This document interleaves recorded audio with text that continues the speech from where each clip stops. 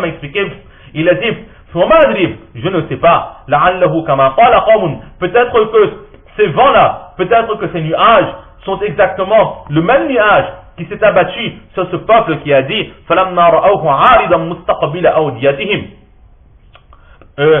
lorsque ils ont vu ce nuage, alors, puis en voyant un nuage se dirigeant vers leur vallée, ils dirent, voici un nuage qui nous apporte de la pluie. Le prophète sallallahu alayhi wa sallam dit, je ne sais pas, peut-être que moi aussi je serai heureux en disant que, parce qu'ils habitaient dans un pays désertique, que mes compagnons, Allah il envoie de l'eau pour nous. Mais au contraire, c'est cela même que vous cherchiez à hâter. C'est-à-dire, peut-être que c'est un châtiment de la part d'Allah. C'est un vent qui contient un châtiment douloureux, détruisant tout par le commandement de son Seigneur.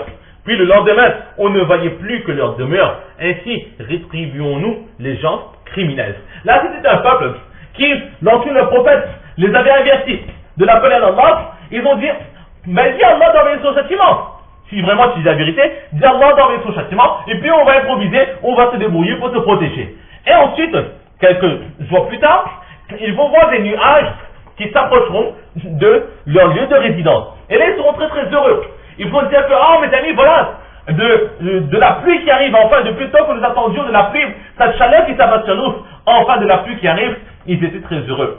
Mais Allah qui dit que ce n'était pas un nuage de pluie, mais au contraire, c'était ce que vous aviez demandé, le châtiment d'Allah, et ce vent, et cette pluie a tout détruit.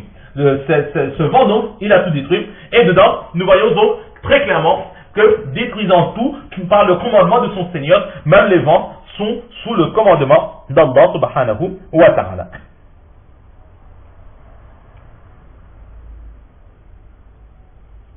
Donc, dans ce hadith, nous voyons que le prophète sallallahu alayhi wa sallam, lorsqu'il voyait donc des phénomènes naturels, la pluie, le vent, etc., il se remplissait de peur, de tracas. Il avait peur. Pourquoi? Parce que justement, il savait que c'est là, ces phénomènes naturels étaient sous le commandement d'Allah subhanahu wa ta'ala. Et exactement comme la nature peut nous être bénéfique par la volonté et la clémence d'Allah, cette même nature peut être destructrice et être un châtiment de la part d'Allah subhanahu wa ta'ala. Donc, tant qu'il n'avait pas la certitude que cela était une clémence de la part d'Allah subhanahu wa ta'ala, le prophète d'Allah, il se remplissait de peur et il invoquait, il suppliait le pardon d'Allah afin que cela soit pour lui et pour son peuple bénédiction. Maintenant, suite à cela, nous voyons donc que le prophète sallallahu alayhi wa sallam, il craignait, en voyant ces phénomènes, un châtiment de la part d'Allah. Mais il faut savoir que dans le Coran, Allah il dit وَمَا كَانَ اللَّهُ لِيُعَذِّبَهُمْ وَأَنْتَ فِيهِمْ, que au prophète d'Allah, Allah ne les châtiera jamais tant que tu es parmi eux. Dans ce verset, Allah donne la bonne nouvelle que tant que tu seras vivant, là où tu seras, il n'y aura pas de châtiment qui t'abattra. Alors pourquoi que le prophète sallallahu alayhi wa sallam, il craignait le châtiment d'Allah en étant vivant? Il savait que là où il était, il ne pouvait y avoir de châtiment. Alors là, il y a certaines réponses qui sont données. La première réponse, c'est que le verset que nous venons de mentionner, il a été révélé après ce récit. Ce récit qui nous est rapporté par Aisha radhiyallahu ta'ala anha, c'était des habitudes de prophète avant la révélation de ce verset. Une fois que ce verset est révélé, le prophète sallallahu alayhi wa sallam n'agissait plus ainsi.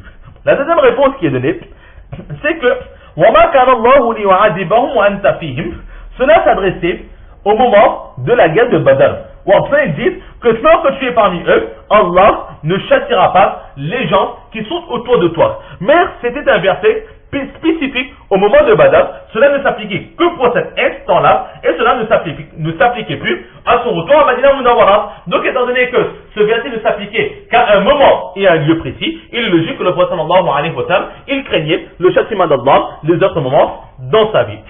Mais une autre réponse qui est donnée, c'est que effectivement le prophète sallallahu alayhi wa sallam, il savait que le châtiment ne pouvait pas s'abattre en sa présence. Mais, tout d'abord, c'était sa crainte naturelle qu'il avait de la part d'Allah. Comme les autres compagnons que nous avons déjà vus aussi, même s'ils ont eu la bonne nouvelle, ils ne se satisfaisaient pas de cela. Ils ne cessaient de voir en eux leurs défauts et leurs faiblesses, et en voyant ses défauts et ses faiblesses, nous voyons automatiquement et nous avons automatiquement la crainte de la colère d'Allah subhanahu wa ta'ala. Là, c'est notre réponse. Et enfin, une dernière réponse qui est donnée, c'est que le prophète sallallahu alayhi wa sallam, il savait que le châtiment n'allait pas s'abattre là où il était, ni sur les compagnons de Madina Munawwara. Mais il craignait pour les gens qui étaient aux alentours, ceux qui n'étaient pas dans la circonscription du saint prophète sallallahu alayhi wa sallam, ceux qui n'étaient pas de la ville de Madina Munawwara, les bédouins qui étaient toujours dans les déserts, les personnes qui étaient dans les vallées, dans les campagnes, etc. Avant d'arriver à Madina, ces vents devaient frapper aussi ces endroits. Alors, il craignait pour les croyants qui étaient dans ces endroits. Là, c'est la clémence et la pitié du prophète d'Allah pour les musulmans. Mais il craignait aussi pour les non-musulmans, pour les infidèles. Il avait peur que ces personnes meurent dans ce châtiment d'Allah et ils meurent sans iman. Le prophète sallallahu alayhi wa sallam espérait pour tout le monde qu'avant leur mort, ils accepteraient l'islam. C'est pour cela que le prophète sallallahu alayhi wa sallam, il était inquiet dans ces moments-là. Et dans ce verset, donc au sujet du verset que nous venons de mentionner, qu'Allah ne les châtiera pas tant que tu seras parmi eux. Et Allah continue ce verset, et Allah ne châtiera pas non plus son peuple tant qu'ils imploreront le pardon d'Allah subhanahu wa ta'ala. Par rapport à cela, certains soufis disent que la foi, le iman que nous avons dans notre cœur, ce n'est pas une simple croyance, mais c'est un bouclier.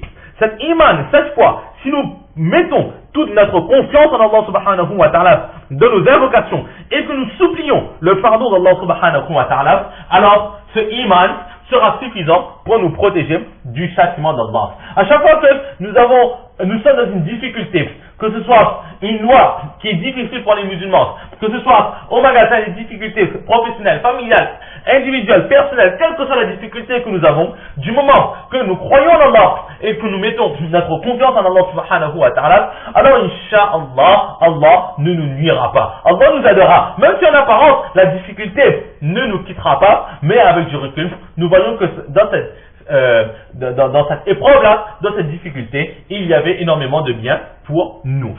Là, c'est à propos de ce verset. Et enfin, pour terminer avec ce chapitre, nous voyons que le prophète sallallahu alayhi wa sallam, non seulement de ce verset, nous voyons qu'il était inquiet. Il allait et venait, il sortait, il entrait, mais il ne sortait pas, il n'entrait pas, comme nous on fait lorsque nous sommes inquiets, on va sur le balcon pour voir si un tel est arrivé ou bien non, ensuite on s'assoit, ensuite on se relève pour voir de nouveau s'il est retourné ou bien non. Non, ce n'est pas comme cela. Mais le prophète sallallahu alayhi wa sallam, dans ses tracas, son meilleur recours, c'était tout simplement les doigts. Il implorait Allah subhanahu wa ta'ala. C'est pour cela que par exemple, il est rapporté par Anas radiallahu ta'ala que lorsque le vent était très fort, il y avait des rafales de vent, le prophète sallallahu alayhi wa sallam faisait ce doigt, Allahumma inni asaluka min khayri ma amarta bihi wa a'udhu bika min sharri ma amarta bihi. Que, oh Allah, je te demande le bien de ce que tu as ordonné et je te demande protection contre le mal que tu as ordonné. Ensuite, Hazrat Ubay dans le Abu Dawud Sharif, rapporté par Abu Hurairah radiyallahu ta'ala, il est dit, سمعت رسول الله صلى الله عليه وسلم يقول الريح من روح الله. Que dans un autre verset, dans une autre narration, le prophète sallallahu alayhi wa sallam, il a dit que le vent fait partie de la puissance d'Allah subhanahu wa ta'ala. Et ensuite il dit, قال سلامة فروح الله عز وجل تأتي بالرحمة وتأتي بالعذاب. Et la puissance d'Allah, il peut venir avec rempli de bénédictions, comme il peut venir rempli d'un châtiment. فإذا رأيتموها فلا تسبوها. C'est pour cela que le prophète sallallahu alayhi wa sallam dit que lorsque vous voyez le vent venir ou une catastrophe naturelle arriver, alors ne blasphémez pas ce qui est arrivé. Un cyclone, un tremblement de terre, un tsunami, le volcan, quel que soit ce qui arrive de naturel, alors s'il y a des dégâts, etc., alors n'insultez pas, ne demandez pas, ne blasphémez pas ce qui est arrivé, car cela vient directement de la part d'Allah. Blasphémer cela, c'est blasphémer l'action et la décision d'Allah subhanahu wa ta'ala, action qui peut nous amener vers l'infidélité. Mais au contraire, que faire? Demandez à Allah le bien qui se cache dans cette épreuve. Et demander à Allah la protection contre le mal qui se cache dans ce qui vient d'arriver. Et dans un autre récit du Tabarani, il est dit que lorsque le vent soufflait très fort, le prophète sallallahu alayhi wa sallam se tournait vers la Qibla. Il tombait à genoux et il faisait ce doigt. Allahumma inni as'aluka min khayri hadhihi wa khayri ma arsalta bi. Oh Allah, je te demande le meilleur qui se cache dans ce vent et le meilleur que tu as décidé d'envoyer pour nous.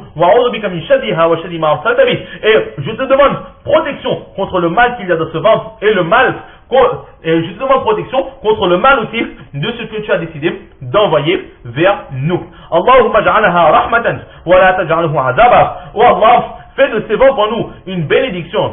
Ne fais pas de ces vents pour nous un châtiment. Allahumma ja'alaha riyahan wa la taj'alaha riyahan. Oh Allah, fais que ces vents soient pour nous des riyah, des vents de bénédiction, et ne fais pas de ces vents des vents de châtiment. Il faut savoir que riyah, en arabe, le vent, au singulier, on dit riyah, et au pluriel, c'est le terme riyah. Mais à la lumière du Coran et des hadiths, lorsque le terme riyah, le vent, il est au singulier, en général, le mot riyah fait allusion au châtiment. Et lorsqu'il est au pluriel, le terme riyah, alors cela fera allusion aux bénédictions d'Allah subhanahu wa ta'ala. C'est pour cela que le prophète sallallahu alayhi wa sallam a dit, fais de ces vents des riyah au pluriel, c'est-à-dire des vents de bénédiction, et ne fais pas de ces vents des riyah au singulier, des vents de châtiment. Donc de cette façon, nous voyons plusieurs fois, selon plusieurs narrations qui ne se trouvent pas forcément dans le Bukhari Sharif, que le prophète sallallahu alayhi wa sallam, à chaque fois qu'un phénomène devait arriver, il demandait automatiquement protection à Allah. Pourquoi? Parce que ces vents et ces phénomènes ne sont que sous le commandement d'Allah subhanahu wa ta'ala. Et pourquoi est-ce que le prophète sallallahu alayhi wa sallam, il avait cette crainte?